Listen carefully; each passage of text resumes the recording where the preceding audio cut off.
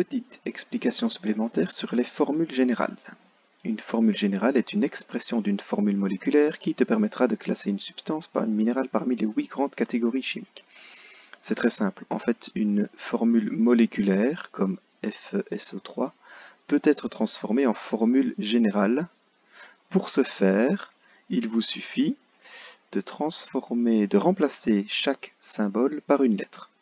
Alors le symbole Fe, symbole du fer, doit être remplacé par soit M, soit X. Fe est un métal, vous vous en souvenez, vous l'avez vu juste avant. Dans le tableau des atomes, tous les éléments qui sont sur la gauche du petit escalier sont des métaux. Le fer est bel et bien un métal. Tous les éléments qui sont à droite de l'escalier seront des non-métaux. Fe va donc être remplacé par la lettre M. Le S va être remplacé par la lettre X, puisque le soufre est un non-métal. Le O est une petite exception, il fait partie des deux petites exceptions, on a l'oxygène et l'hydrogène, il reste O. Et le petit 3 qui est noté en indice n'est pas renoté.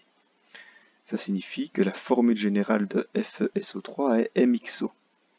Cela nous permet de dire que FeSO3 fait partie de la grande famille des MXO. La grande famille des MXO, c'est la famille des sels ternaires. Un autre exemple, AgNO2, la formule générale est MXO, ça veut dire que AgNO2 fait aussi partie de la même famille que FeSO3. Ils font partie du même groupe, ce sont tous les deux des sels ternaires.